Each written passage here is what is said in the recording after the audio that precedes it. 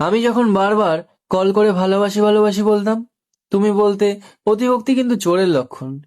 তাই আমি অতিরিক্ত কথা বলা বন্ধ করে দিলাম।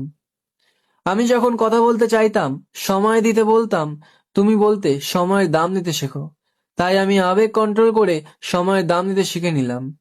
আমি যখন তোমার একটা কল বা মেসেজের জন্য দীর্ঘ অপেক্ষা করতাম, তুমি বলতে বেশি আশা ভালো না।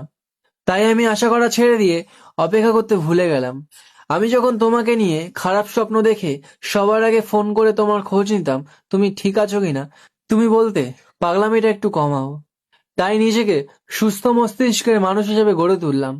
আমি যখন না খেয়ে অপেক্ষা করতাম এটা জানার জন্য তুমি খেয়েছো কিনা, তুমি বলতে এত ন্যাকামি ভাল লাগে না। তাই ন্যাকামি ছেড়ে দিয়ে নিজের মতামতকে তখন গুরুত্ব দিতে শিখলাম। আমি যখন মন খারাপ করতাম তোমার অবহেলায়, তুমি বলতে এত দুর্বল কেন তুমি। তাই আমি মন খারাপ ছেড়ে দিয়ে নিজেকে শক্ত করে নিলাম। কিছুদিন পর তুমি যখন চলে যেতে চাইলে, আমি বললাম যেতে পারো, আটকাবো না। তখন তুমি বুঝতে পারলে আমি বাস্তবতা শিখে গেছি। হ্যাঁ, তুমি আমায় অনেক কিছু শিখিয়েছো। তবে তুমি হয়তো জানতে না, এই ন্যাকামিগুলোই একটা সুন্দর ভালোবাসার ইতিহাস গড়ে তোলে। তুমি জানতে না, এই পাগল মানুষগুলোই মন থেকে ভালোবাসতে জানে। তুমি হয়তো জানতে না, এই ছোট ছোট আবেগগুলো থেকেই ভালোবাসা তৈরি হয়। তুমি হয়তো জানতে না, আমি ভালোবাসি বলেই আমার অতি গুরুত্বপূর্ণ সময়টুকু তোমায় দিতাম।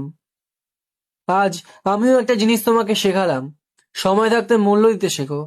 কারণ অতিরিক্ত অভিমান নিয়ে যারা হারিয়ে যায়, তারা কখনো ফিরে আসে না।